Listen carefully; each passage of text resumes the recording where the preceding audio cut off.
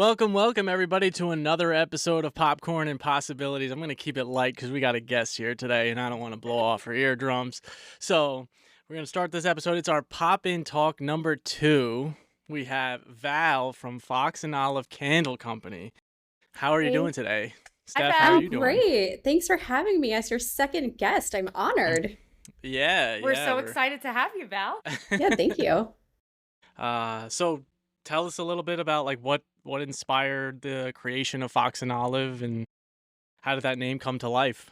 Sure. So Fox and Olive Candle Co. is I call it kind of my kitchen table candle studio side hustle. I do everything right in my apartment here. And it started couple years ago, during COVID, and everyone's baking banana bread and doing all the things, my husband actually was like, "Hey, let's make some candles." I'm like, "All right, sure, let's make some candles." So we go to the thrift store, got a bunch of vessels, made some candles at home with just whatever I could find at Michael's, and we created the crappiest candles I've ever made. They were so bad. They were so ugly. They were so bad. I think my mother-in-law, though, still has them at her house. But it turns out making candles are fun, especially if you can teach yourself how to actually make them good and really nice and burn well. So I started doing it as a hobby. And then a lot of people just started asking, "Hey, can I buy one of these? Like, how can I get my hands on one of these?" And I was pretty reluctant, but eventually started just putting myself out there, trying to see if I could sell, 5. I'm like, that would be cool. And it kind of just grew from there. And the name Fox and Olive, I didn't have a name for a while, actually. My first batches of candles had no branding on them. And I'm like, that's not Okay. very legitimate. Let's do some marketing here. So I Mm. just pulled out a notebook and have you ever done those like word associations? Yes. So I did that. I wanted something like earthy and cozy and homey. So I started putting together all these words and I just really loved the combination of Fox and Olive. And then I was kind of laughing at myself because I basically named my company after my dog who was named Oliver and he Aw. had big red ears and looked like a fox. And so now it's fitting because he passed and like now he lives on through Fox and Olive. I love that. I love I love that. that. Yeah. Yeah. Like no wonder these words popped out to me when I was doing this exercise. Thanks, Oliver. And what's nice is it does give like that cozy, homey, rustic kind of vibe when you Thank hear you. it. So Yeah. That's what I was you going nailed for. it. Yeah, Okay, you thank nailed you. it. Yeah, I appreciate that. So on your Instagram, it says that you use 100% soy wax. Do you feel like it creates a better candle? So when we made our first couple of candles, like during COVID, I don't know what I was using. It must have been like paraffin or something. And then I started doing research into what goes into like a Bed Bath and Beyond candle, and I started learning about paraffin. And I think sometimes people are surprised to hear this, but paraffin candles are derived from petroleum. It's a petroleum byproduct. Oh wow. So when you burn them, you're ingesting all of those toxins and carcinogens. And I think a lot of the times when I tell people that, kind of a light bulb moment goes on, and it's like, oh, that's kind of nasty that that's in my home with my kids and my pets and my whatever. So I liked using soy because it's natural, it's non-toxic. What I use is just 100% soybeans grown in the US, and like that's all it is. It's soybeans. But there's like practical parts of it too that people don't realize. Soy wax has a lower melt point, so they actually last longer. You can use them for a Wow. really long time. They're biodegradable, so it's just less kind of yucky stuff that you're ingesting. And then they create less soot because again, they're a more natural material. And they're just really nice. Like I just like that when I'm burning a candle, I have my candle right here in the background. I just know that it's clean and it's not toxic and I know what I put in it because I made it myself. And I just really like that knowing what I'm putting in my home.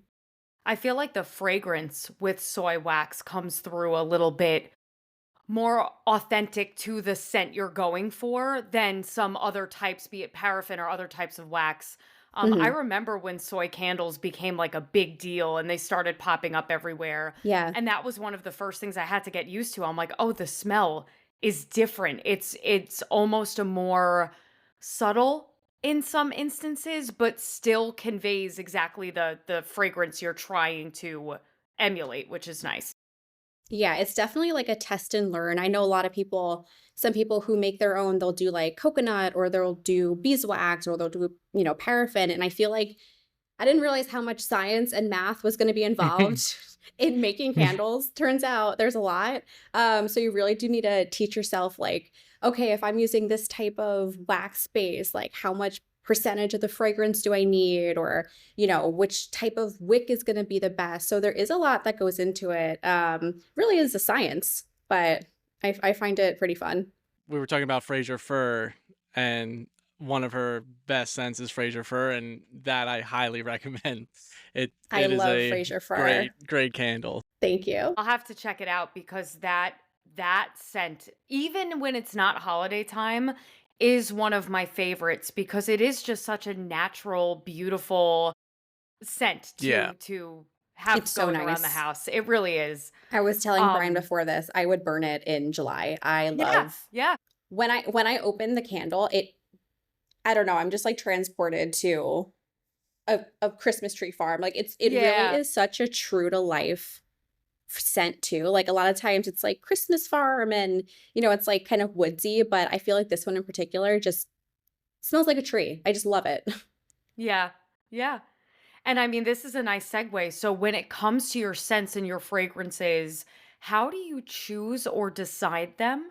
And what goes into deciding if they are only a seasonal offering or if they become part of your permanent collection? I feel like a lot of times it's just vibes. It's just I get a bunch of samples. And actually, this year, my cousin was 9 months pregnant. She just had her baby. And she texted me when she was pregnant and said, "Hey, can you come over and kind of teach me how to make candles? I want to stock up for my maternity leave." So I said, "Okay, cool. Like we'll hang out and it's a good opportunity to test some new scents."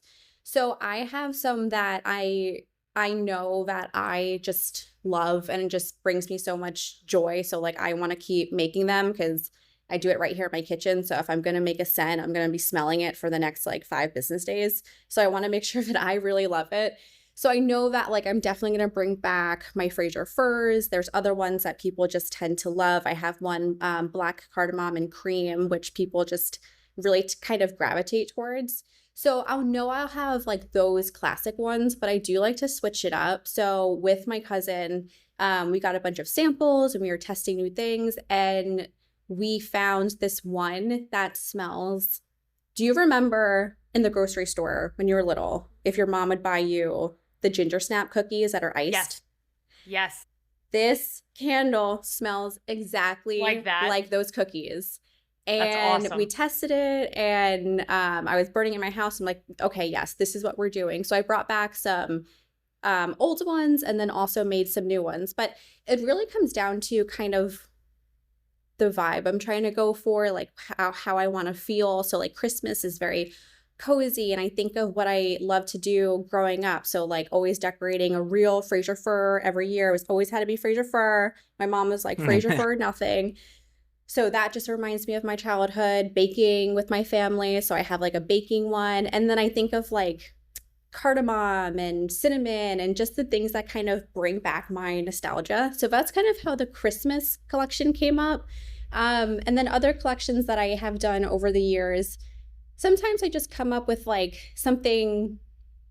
Again, I always like to do something cozy. So like last year during the winter, I did cozy coffee shop. So I did like a coffee scent, like a black tea scent, like a almond biscotti, and I'll kind of just like test them out and see how they do. And if people tend to really like them, I'll try to incorporate them to like, more of an all the time, scent. Yeah. No, that makes perfect sense. If it's a hit, keep it in the rotation. Yeah. Totally get And if that. I love it, yeah. Because Yeah, worst comes to worst, if I don't sell anything, I just have a bunch of candles that I really enjoy. So there that you works go. too. I think I would end up always going with like a fruit flavor, like lemon or apple, if I was doing this. You know what's so funny? My cousin, the one who had the baby, I did her baby shower because I do like weddings and I'll do events, and I made them for my wedding too, like little mini candles. And she wanted lemon, so I made her lemon pound cake. And truthfully, it's not my favorite, but she loved it, so I'll make it for you, even if it's not my favorite. All right. Well, let's go all the way back to the beginning, Val. What was the first scent you ever made? Your first candle. What fragrance? My first candle as like fox and olive, I'm pretty sure this is very basic. I'm pretty sure it was pumpkin spice. There you go. Nothing And it wrong was with in a pumpkin clear, spice. it was pumpkin spice. Um, it was in a clear vessel. I had dyed it orange because for a time I was experimenting with colored dyes, and I don't like it at all anymore. I just like a clean, I feel like it goes with the whole clean look. But yeah, it was a bright orange pumpkin spice basic bitch candle. And you know what? I loved it. I love it too. I love pumpkin spice. I'm not gonna Me too. lie here. So Yeah. Nothing So wrong with a what good pumpkin spice. right, Ne right. never. Listen, basic bitch vibes are some of the best vibes you can ever have, so I'm Yeah. very much respectful of I'm that here being for it. the I embrace it. flagship. And they Yes. call Yes, it yeah. basic, but it's like pumpkin flavor makes $1 billion. So it's Yeah, It's clearly true. seriously, If Starbucks seriously. can do it on like August 15th, I can right. do it too. Absolutely. So what do you hope people think of when they think of Fox and Olive, especially knowing that every candle sends a little love to dementia research and other charities? When people think of Fox and Olive, I hope they just can feel good about making kind of like a healthier decision for what they're putting in their home. I hope they feel good about doing something for themselves. I love candles because I feel like at the end of the day, I light my candle, I have my tea, I read my book, or I hang out with my husband, or, I watch TV, and it just makes me feel cozy and like safe. And that's kind of what I'm trying to put out there, in my small way. And the dementia piece is really near and dear to my heart. We had my father-in-law had dementia, and he has since passed. And it's just a really, really, really terrible disease, and it's really terrible for the person and for the family. And there's no real cure. There's some medications if you're like lucky enough to afford it and identify that you have it early on. It's just a tough disease. So what I wanted to do when I kind of set out on monetizing this and making it a little bit more as like a side hustle instead of just a hobby. Mhm. I wanted to give back, and I wanted to make sure that I'm not just out here trying to, make a couple dollars or something. Like for me, it's really about using it as a platform to be able to give back. So I donate a portion of all of my profits. So every single candle, the profit, part of it goes to dementia research. And specifically, I really like this one charity. It's called Caring Kind NYC. And they give a lot of support to people who have family members going through this, because it's really, really hard to navigate this disease. Yeah, it's And great. like It's a lot. it's crazy. Like, how do you get Medicaid? How do you get Medicare? How do you figure out like nursing homes? How do you figure out in-home care? It's like crazy that people have to Yeah. figure this out on top of dealing Yeah. with a loved one who has this disease. So I like to donate to that company. I'm really, really just grateful for the money I've been able to donate to them and like all the sales. And it's just really heartwarming and makes me feel good that I'm able to give back in that way and feel like I'm helping someone. So that's kind of what keeps me going, and what I hope people take away in general is just feeling good about what's in your Yeah. house, feeling good about helping other people, Yeah. just like doing something for yourself. Yeah. I mean, it's a great point because it is like that disease is so hard, like not just Yeah. on the person who is affected by it, but like all the family members around it. Like I remember my grandma had it and it was like the last 10 years of her life, it was like she was a completely different person. But on the lighter tone, I like the message and I do think that's important. Um, so I appreciate that.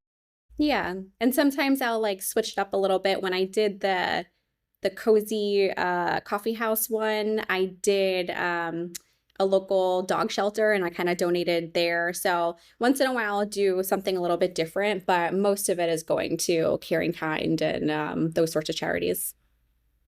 What I love about that though is exactly what you just said. It's like feel good about doing something for you, but you can feel good about knowing you did something for a charitable cause as well. That always makes me feel better about a purchase. Yeah. So I think that's really admirable and that's really great that that's part of your platform and what you use your brand to give back. Like you said, it's fantastic. Yeah, thank you so much.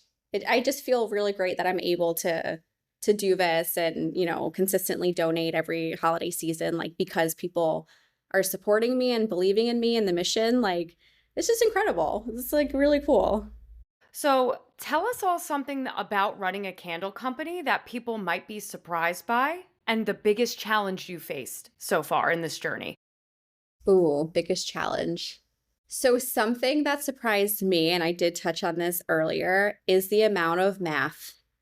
I hate math. I have a horrible relationship with math. That's why I married an engineer so that my children can be able to do math and I'm not yelling at them at the kitchen table doing fractions like how I grew up. But there really is so much math involved because you do have to make sure your ratios are perfect. Because if you put too much, you're not going to get any scent throw, which is like how the candle smells in the room. If you do too much, Ah, it's not okay. good either. If you use too small of a wick, too big of a wick. So Right. there's like volume measurements, there's all this, but you know what? I'm proud that I taught myself. Me and math are like a little bit better friends now. And I've been able to kind of like have a healthier relationship now since I have to use it and I'm able to do it. But yeah, a lot of math, a lot of science, but it's cool. It really is a science to making candles. And my challenge, I have to say, photography is the hardest thing for me. I see Yeah. all these people on Instagram with these beautiful, amazing, elaborate, setups, and here I am with my like blanket on my couch and I'm just doing my best because I love making candles, but selling them and the photography and all of that I struggle with, which is ironic because I work in advertising and marketing for a living. And it's like, so I would say that. I would say taking pictures of the candles is like, for some reason, the hardest thing for me. It's funny because it's like we were talking about this, but it's like half the battle really is how well you can market yourself, how much you can push out Right. there. Right. Like you Yep. could have the greatest song in the world or the greatest podcast in the world, but like Yep. if you're not promoting anything, it's gonna sit in. Right. It's tough too with scent-based things. So I have a lot of people who buy from me who are coworkers or friends, or they heard about me through someone who bought them and they said, "Oh, you have to try this candle. It's amazing." And that's easier because you kind of know me or you know someone through me and you kind of like Mhm. it's almost like vetted, you know it's legit Right. and it's going to be a Right. good candle. But I find that trying to sell them mostly through like Instagram, if you don't personally have a connection with me or you can't actually smell them, that's tough. It's like, Yeah. what does black cardamom and cream smell like? I do my best to describe it, but I just want to like go up to someone and give them the candle and have them sniff it and Yeah. let me know if they like it. Shove it in their face. Smell it. Smell Yeah. my wares. Yeah. That's such a good point. It's a much different experience reading a fragrance versus actually experiencing a fragrance. And Val, I can so relate with the picture taking. I am one of those people that if I'm about to like eat something and I'm like, this is really pretty, I want a picture. I'll go back a month later and be like, why on earth did I take this photo? This looks awful. It's All really the hard to time. get the lighting and the position and everything correct. It really is an art to it, and I guess I Yeah. just don't have that eye. I mean, I tried my best, but no, it is hard out there. Yeah.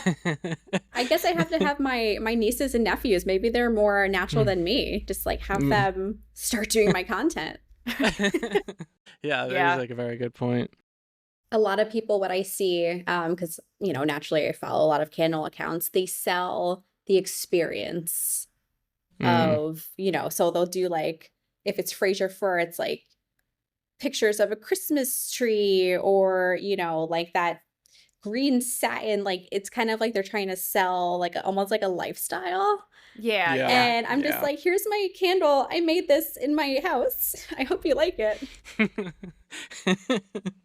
So you kind of touched on this a little bit already. You said it was during COVID that you really picked what you said it was your husband who brought you to candle making. Was there something Mhm. before that, or like was this always kind of a secret passion deep down? Did you have like any thought about it prior to that, or Secret just passions. yeah, like Love that.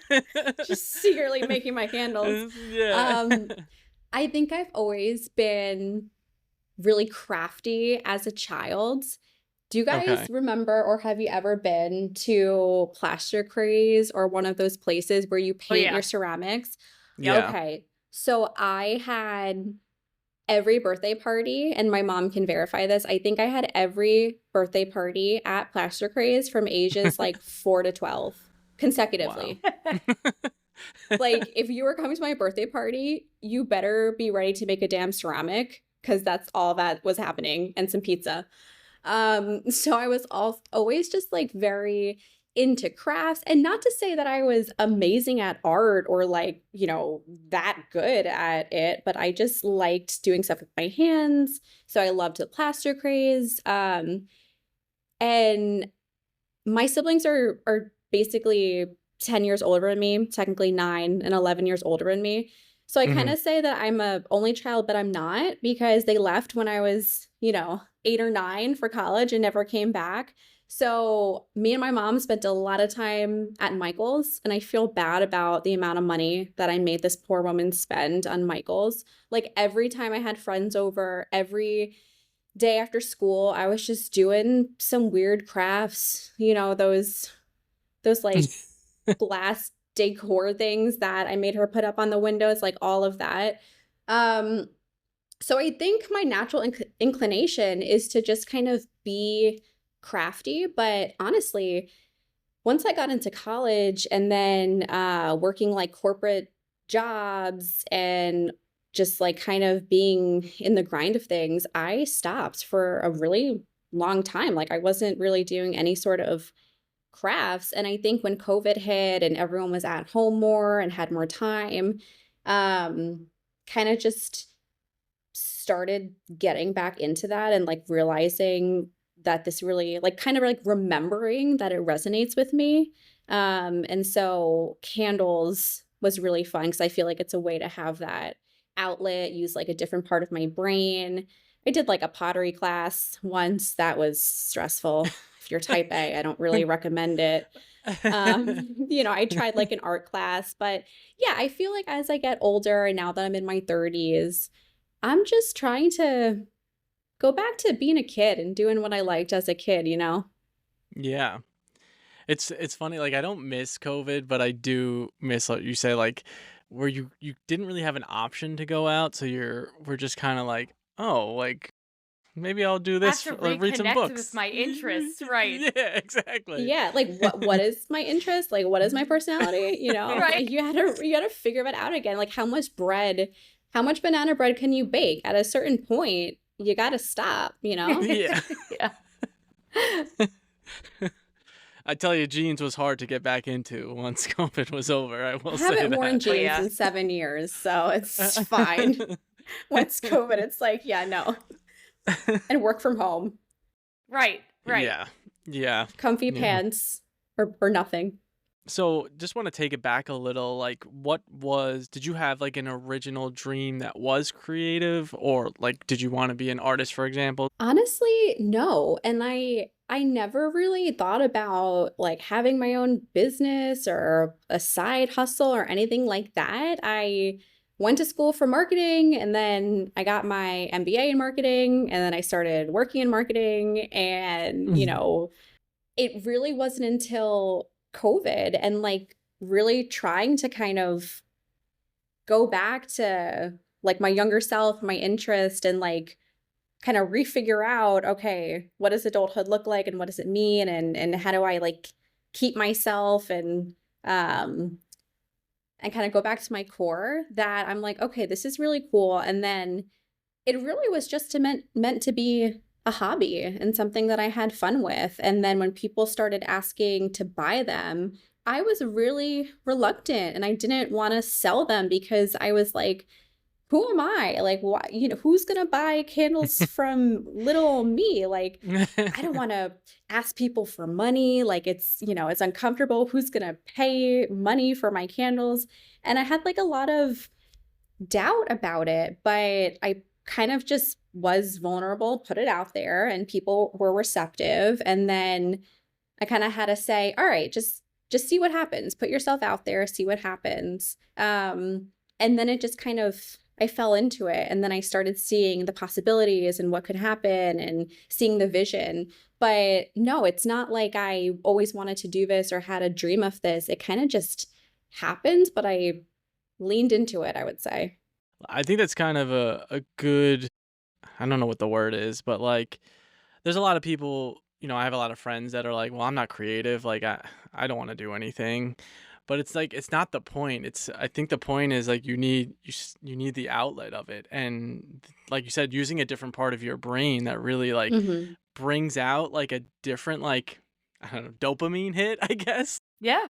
You just got to do it and just put yourself out there and like see what happens. Right. Yeah. Absolutely.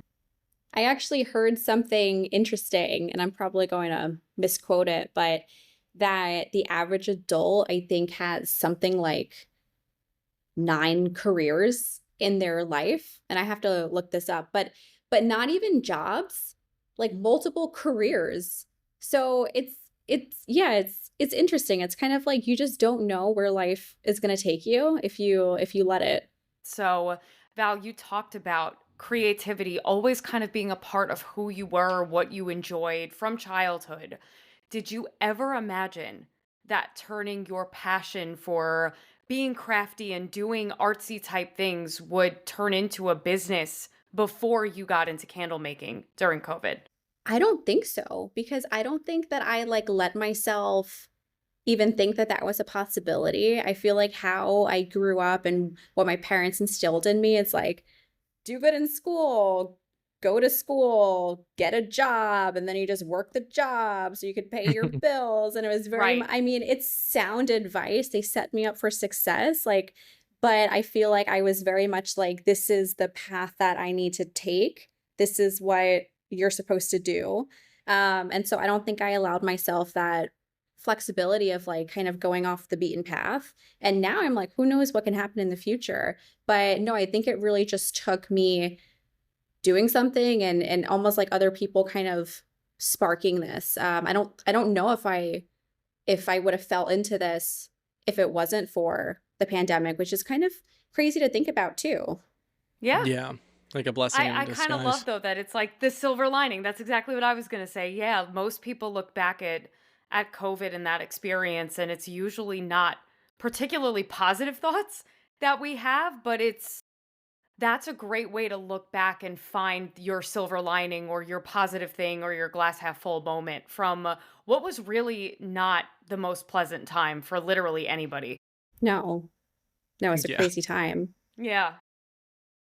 And I do think that's like the kind of the struggle that our generation is facing is just like you said, your parents told you like go to school, get a good job, and like the people who went through the entire route, it was like, okay, I did it, and I don't feel as Like I kind of hate yeah, it. like And I yeah, Yeah. have Well, kind of dovetailing off of that. So talking about your childhood and this love and this creativity, do you remember there being a particular moment, a person, an experience, something that really sparked your creative energy or your love for making things even at a super young age? I mean, I just have a lot of memories of spending a really, really long time in Michael's, like deliberating about, do I want this thing or do I want this thing, or, what am I going to make next? And I feel like my mom was a big part of that and really just encouraged me to explore different things, to be crafty, but like not to judge the outcome, which I definitely did even as, a young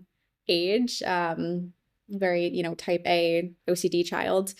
But I think that was her, like her taking me to the store, her buying me these things, her like saying, "Oh, why don't you have a friend come over and like you can make this little craft." I feel like she really, really did encourage that. And we would do a lot of baking together and just a lot of stuff around the house. And I don't know, I think she was a big part of that. And like I said, just encouraging me to be crafty and giving me the means to do so too. And it was never for her, you know, it was never about being amazing at it, but just like kind of doing it and having fun and seeing what happens. So thanks, Mom. That's She's the awesome. best. It's so heartwarming to hear because oftentimes, I shouldn't say oftentimes, I feel like for our generation, a lot of us were kind of pigeonholed into what our parents wish they had done when they were our age. So they kind of, whether it was sports or dance or gymnastics or art or whatever it is, Yeah. like you didn't get to develop your own passion. It was kind of like, I know you want to do this, but I want you to do this. So this is what you're going to do. So it's nice to hear that you had this love and your mom really helped foster that and develop that for you. I think that's a beautiful thing. Yeah, I mean, I was never gonna be good at sports, so I'm really glad that I found crafts, and shout out to Plaster Craze, love you, because the sports wasn't gonna work out. So, if someone has a hobby or a dream that they're hesitant to chase, what advice would you give them? I would give them the same advice that I still give to myself of just don't judge it before it's even out there. Don't prejudge it before it's even out there in the universe, and give yourself grace and just try it. And it's okay if people don't like it or if they judge you or if they think it's weird. Like, just do it, because I feel like I think with Instagram culture and everything too, like I feel like there's so much judgment in the world and we're so hypercritical. I know I'm very critical of myself, and it just holds you back. And that's probably part of the reason why, it took me a long time to even accept this as more of a business, rather than a hobby. So I would say just do it, don't judge it, give yourself grace, and just see what happens, because you really never know.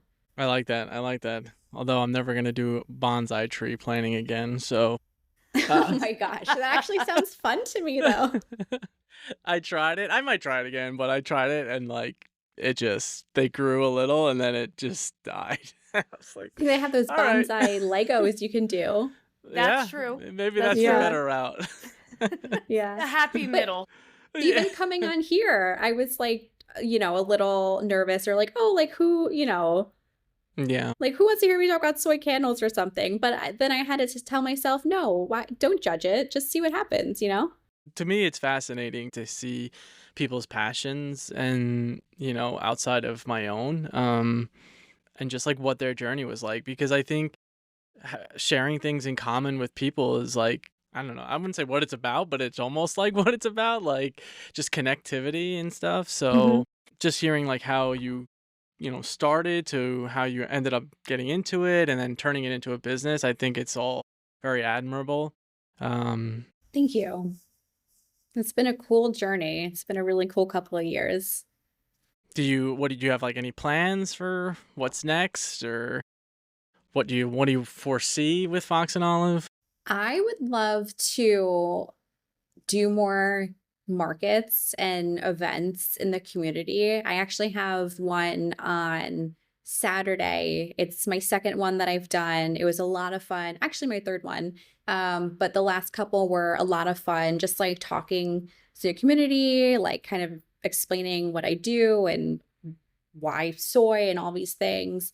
So I'd like to do that. I'd like to get kind of more involved in the community. I have this dream of wherever we end up, trying to buy a house and kind of settling down, if I could partner with small businesses and maybe have my candles in their shop and do some sort of, partnership there. I'd love to do a website. I need to, maybe 2026 will be the year where I have, an official website. And then who knows? I'd like to keep just like experimenting, exploring, and kind of interested in candle molds. So we'll see if that maybe a Okay. Frasier Fir Okay. candle shaped like a Frasier Fir. That would be kind of cool. Oh, I So we'll love that. see. But I think I want to get kind of like the business side a little bit more up and running and legit with like a cool website and kind of make Just that increase the more. traffic and stuff. Yeah, Yeah. yeah, and kind of like like put like stake in the ground almost, like Yeah. just kind of put it out there. But the community events too, those are really fun. So I need to just find more in my area and check it out. And who knows, if I could be in a couple of shops in the future, I think that would be really, really cool too. Yeah. Yeah, definitely. I actually have a ultimate dream now though, which Oh, what's Oh, that? is in what's that? my, this is like if I, win The the lottery? lotto or something. I want a community center that you just come. You can get some drinks, kind of like donation based. And I love Oh, books. I love reading. So, like, it could be like a bookshop, coffee shop, bakery, candle studio where I could even host um, candle making events and oh, do that would be that super cool. and just have like Okay. a cool, like, community center, you know, space where like makers can come and do their thing. That's like a pipe dream, but that would be really cool. Yeah. That sounds awesome. Hear that, Well, we'll be lottery? Make it watching. happen. Yeah, we'll be watching. We'll be rooting for Fox and Olive the whole way. And I know that, Yes. we're excited for you and to see how this develops for you because, you can only go up, right? Things can only Yeah. get better. That's right. Thank you. We'll see. Yeah. You never know.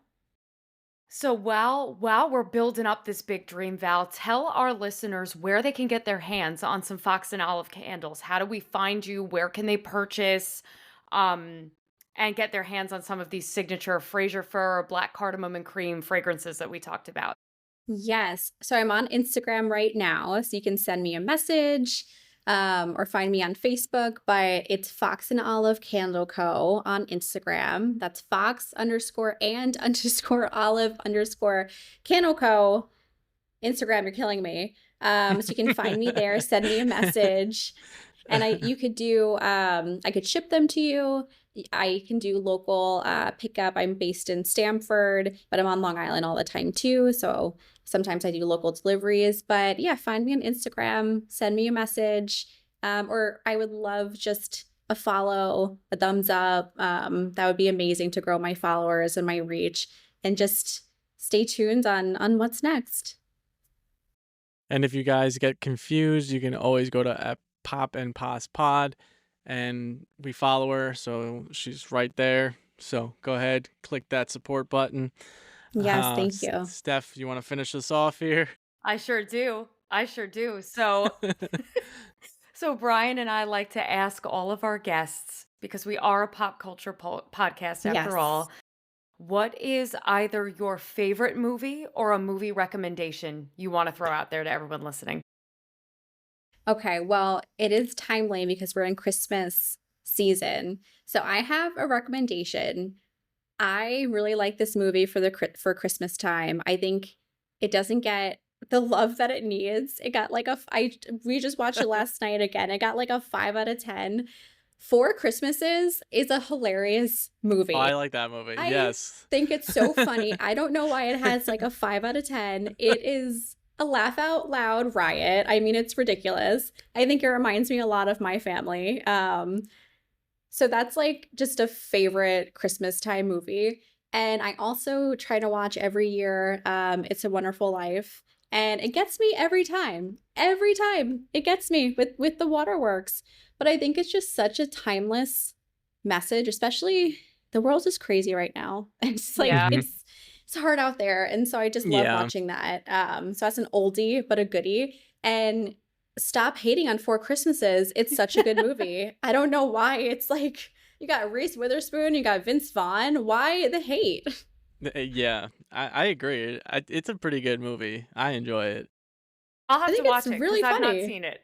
You have it? I Okay. Well, now haven't, I'm like no. hyping it up, so I Yeah. want to hear what you think. But it's got Kristen Chenoweth too. It's just a classic.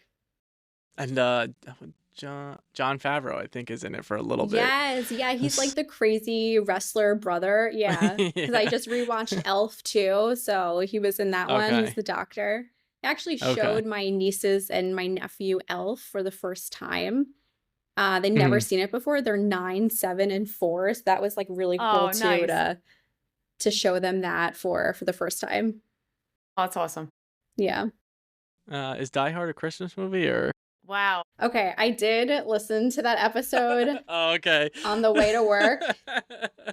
I have to admit something though. Uh-oh. I haven't seen it. Oh, Oh, okay. boy. That's So fair. Well, now I you'll think That's have to fair. now watch. I have to watch it and I have to settle. I have to come back on and settle the score. Settle the debate. Yeah. Yes. Yeah. Yeah. So Yeah. yeah, if you ever want to come back and do another promo, if you got a new release you want to promote, you can always come back. Go out there, guys. I do recommend it myself. The Frasier Fir is phenomenal, so go check it out. Hope you guys are having a happy holidays and safe out there. And keep your popcorn popping and your possibilities endless. We'll see you next time. Bye. Bye. Thanks so much.